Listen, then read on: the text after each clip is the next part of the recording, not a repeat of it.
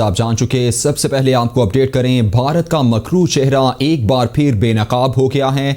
पुलवामा हमले पर पाकिस्तान का मौक़िफ़ सच साबित हो गया। भारत सच छुपाने में नाकाम। पुलवामा और बालाकोट हमले के शवाहिद सामने आने से सच्चाई सामने आ गई।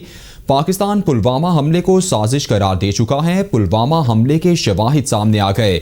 भारतीय सहाफ़ी अर्नब गोस्वामी की टीवी रेटिंग एजेंसी के सीईओ की व्हाट्सएप चैट लीक हो गई। व्हाट्सएप चैट के मुताबिक गोस्वामी को भारत में आला सतह के फैसलों का इल्म था। भारतीय मीडिया के मुताबिक गोस्वामी के करतूतों से भारत में आला सतह के अस्करी फैसलों का पोल खुल गया है। मोदी सरकार के करीबी सहाफ़ी को पुलवामा हमले और बालाकोट दरअंदाजी का पहले से ही इल्म था। भारतीय मीडिया के मुताबिक बालाकोट दरअंदाजी से 3 रोज़ कबल भारतीय सहाफ़ी ने हमले के बारे में बताया था। अर्नब गोस्वामी बालाकोट हमले और आर्टिकल 370 के खात्मे से भी आगाह था। गोस्वामी BARC के सरबराह से मिलकर अपने चैनल की रेटिंग बढ़ाता रहा। 23 फरवरी 2019 को गोस्वामी ने पाकिस्तान से मुतालिक बड़ी खबर की पेश की इत्तला दी। अर्नब गोस्वामी ने बताया, पाकिस्तान के खिलाफ मामूल से बड़ी कार्रवाई होगी। अर्नब गोस्वामी को पता था कश्मीर में मामूल से हटकर कुछ होने वाला है। गोस्वामी ने बताया कि मोदी सरकार पाकिस्तान मुखालिफ कार्रवाई करना चाहती थी। बालाकोट हमले के बाद गोस्वामी ने BARC सरबराह को बताया कि मजीद कार्रवाई होगी। गोस्वामी भारतीय PM ऑफिस से लीक होने वाली मालूमात इस्तेमाल करता रहा। भारतीय सहाफ़ी ने 40 भारतीय फौजियों की मौत पर खुशी का इजहार करते हुए हमले को बड़ी जीत कहा।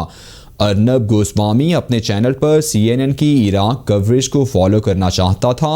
अर्नब गोस्वामी की भारतीय कौम परस्ती TRP हासिल करने का बहाना था। भारतीय प्रोफेसर अशोक स्वाइन पहले ही पुलवामा को ड्रामा करार दे चुके हैं। भारत का मकरू चेहरा बेनकाब हो गया। पुलवामा हमले पर पाकिस्तान का मौक़िफ़ सच साबित हो गया। भारत सच छुपाने में नाकाम। भारतीय सहाफ़ी अर्नब गोस्वामी की टीवी रेटिंग एजेंसी के CEO से व्हाट्सएप चैट लीक हो गई। एंकर पर्सन मुर्तज़ा डार हमारे साथ मौजूद हैं, उनसे बात करेंगे। डार साहब, वैसे तो पाकिस्तान का शुरू दिन से ही यही मौक़िफ़ रहा है और दुनिया भी अब गाहे बगाहे जानने लग गई है कि भारत की जानिब से इस तरह के झूठ और फरेब सामने आ रहे हैं। तो आज एक और बहुत बड़ी खबर है कि अर्नब गोस्वामी की जो व्हाट्सएप चैट लीक हुई है उसमें वाज़े तौर पर यह बताया गया कि भारत ये प्रोपोगेंडा सारा कर रहा था।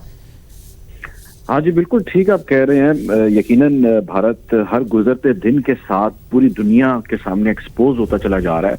वो जौन सी भी चाल चलता है, हकीकत ये है कि उस चाल के आगे वो खुद ही ढेर हो जाता है, वो एक्सपोज हो जाता है और उसको इंटरनली ही इतने ज़्यादा चैलेंजेस और प्रॉब्लम्स का सामना है कि वो किसी तरह भी पाकिस्तान के खिलाफ स्पेसिफिकली जब भी वो कोई ऐसी कार्रवाई करना चाहता है या करता आ रहा है, उसमें उसको एक्सपोज होना कोई इसके लिए नई अब बात नहीं है। लेकिन ढिठाई और बेशर्मी की इंतहा ये है कि उस पर कोई किसी किस्म की शर्मिंदगी नहीं है कि वो दुनिया के सामने आए और उस पर कोई अपॉलॉजी करें। अलबत्ता परेशानी जो है वहाँ पर बहुत ज़्यादा ज़रूर है।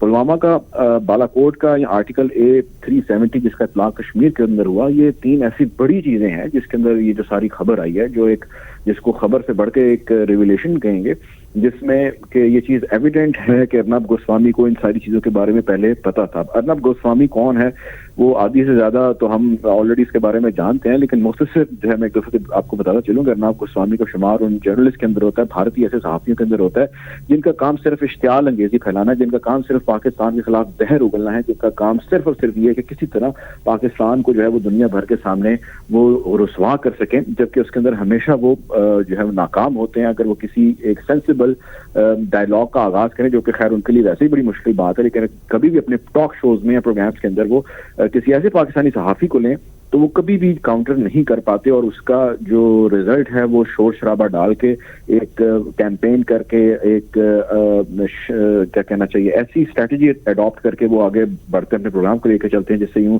गुमान होने लगता है कि उनके पास दलाइल खत्म हो चुके हैं और अब वो सिर्फ जो है इस किस्म की चीज़ों का आसरा कर रहे हैं, बहाना बना रहे हैं। आप ये देखिए कि अब जो टीवी रेटिंग एजेंसी है जिसका जिक्र इस खबर के अंदर है, उसके CEO के साथ उनकी चैट है जो सामने आई है। यानी एक तरफ वो हिंदुत्व का प्रचार करते हैं, मोदीइज्म का प्रचार करते हैं और उनके बड़े वो फोर फ्रंट और उनके स्टॉलवर्ट बने फिरते हैं और हिंदुत्व का कहते हैं कि जी भारत ही सबसे आगे हैं, हिंदू सबसे आगे हैं।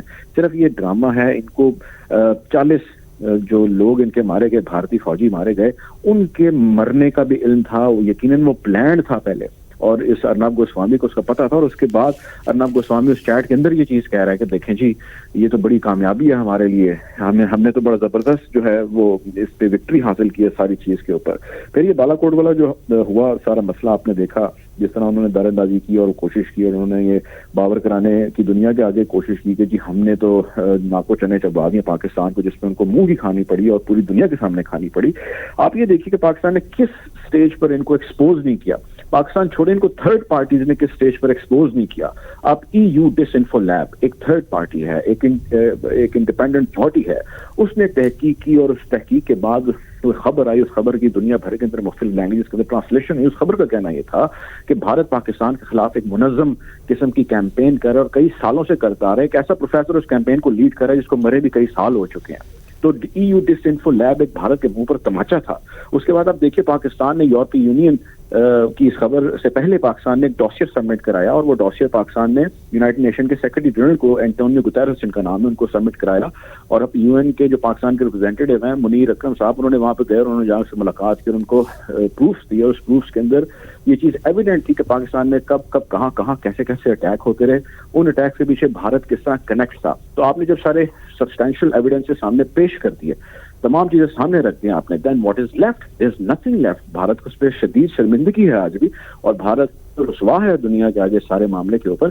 سو وہ ای یو ڈس انفو لیب ہو، وہ یو این کے سیکرٹری جنرل کو ڈاسیر سبمیشن ہو، یا وہ یو این کی قرارداد ہو، یا وہ یو این کے ریمارکس ہوں، یا یورپی یونین کے ریمارکس ہوں، یورپی یونین کانگریس کے ریمارکس ہوں، یا اب یہ آپ ریسنٹ دیکھیں جو آج کی خبر ہے، اس میں یہ ارنب گوسوامی کی ریویلیشنز ہیں کہ جی کس طرح اس کو ایک سارے اٹیک کے بارے میں پتا تھا، بالا کوٹ کے بارے میں پتا تھا، اس کو کشمیر کے بارے میں پتا تھا، A70 کے بارے میں پتا تھا، اس کو یہ بھی پتا تھا کہ اس مرتبہ کچھ ہی دنوں کے بعد جو ہے وہ سخت طور پہ پاکستان کو ڈیل کیا جائے گا، یعنی کہ بھارت نے جو پلان کیا تھا کہ پاکستان ہم اسٹرائک کریں گے اور ہم پتہ نہیں کیا کر دیں گے، دنیا جو ہے وہ بدل جائے گی، پاکستان ڈر جائے گا۔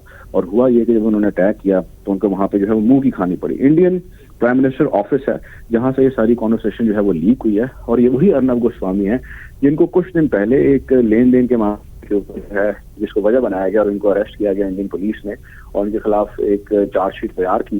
اور یہ وہی ارنب گوسوامی جس کے اسٹالورڈ ہیں جو دنیا کے آپ کے جو اسٹالورڈ ہیں وہ ایکسپوز ہو رہے ہیں۔ یہ کہ اس سارے معاملے کے اندر یہ تو ارنب گوسوامی ایک کریکٹر ہے، یہ ایک ایکٹر ہے جو ہم سب کے سامنے ہے۔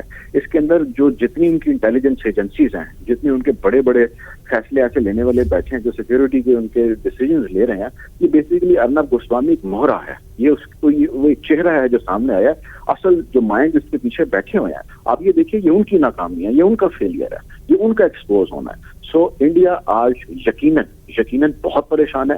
اگر آپ یا ہمارے ویورز انڈین میڈیا فری ذرا ٹائم ہو آپ کے پاس تو ذرا لگائیے اور دیکھیے، آپ کو اندازہ ہوگا کہ وہ کس طرح ارنب گوسوامی کو بیش کر رہے ہیں، کس طرح ان کے پالیسی اور پلاننگ اور سیکورٹی کے جو ایڈوائزرز ہیں ان کو ذلیل و رسوا کر رہے ہیں کہ انہوں نے پوری دنیا کے اندر بھارت کی ایک مرتبہ پھر ناک جو ہے وہ کٹوا دیا۔